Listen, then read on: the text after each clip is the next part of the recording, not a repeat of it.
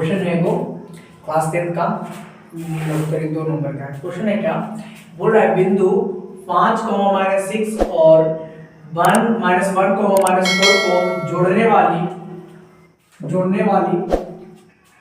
जोड़ने वाली रेखाखंड को x अक्ष के किस अनुपात में विभाजित करेगा। जिसे बोल रहा है क्या, एक रेखाखंड है,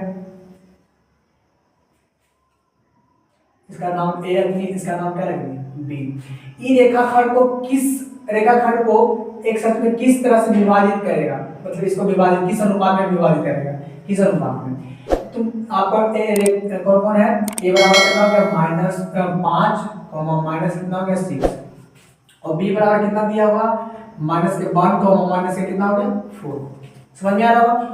अब किस अनुपात में विभाजित करेगा, मान लिया कि यहाँ तक विभाजित कर देगा तो हम इसका मान रख लिए x, 0। समझ में आ रहा होगा कि a अनुपात n में विभाजित करेगा, हम मान लिए। समझ में आ रहा है। आपको यहाँ पे लिखना पड़ेगा सॉल्यूशन में, माना कि अनुपात बराबर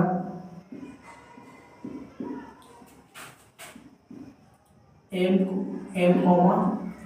अनुपात n। समझ में आ रहा होगा। आप बोल रहा है किस अनुपात में, आपको रखना पड़ेगा।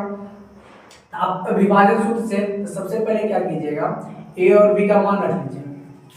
एक x1 का मान कितना है 5 है, और y1 का मान कितना है, y1 का मान है -6 है जी, और x2 का मान कितना है, x2 का मान -1 है, और y2 का मान कितना है -4 है।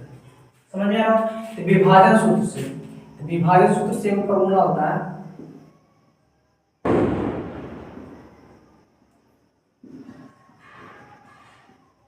क्या होता है, y बराबर, क्योंकि y बराबर इसलिए निकाल रहे हैं, अगर x अक्ष पर बोला है तो y का मान 0, और y अक्ष पर बोलता तो x का मान 0। समझ में आ रहा है, इतना करना चाहिए।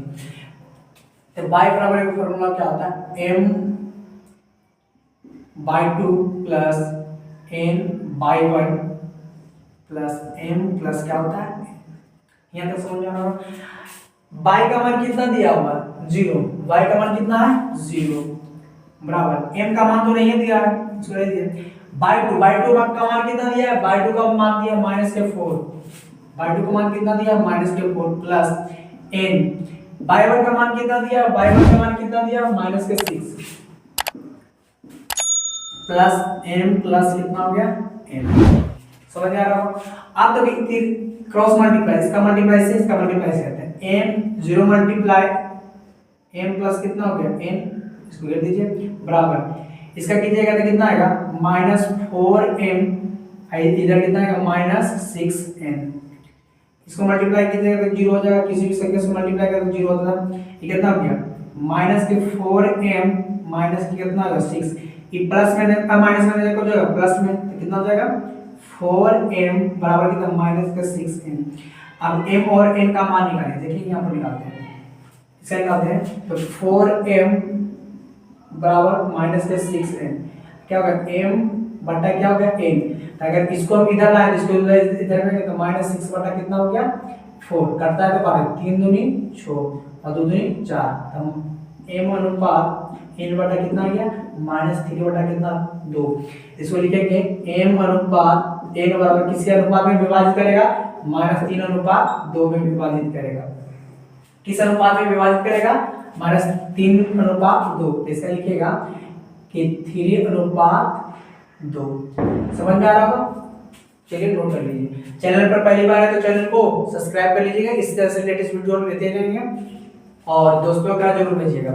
और पूरा ऐसे वीडियो बना चुके हैं, देख लीजिएगा।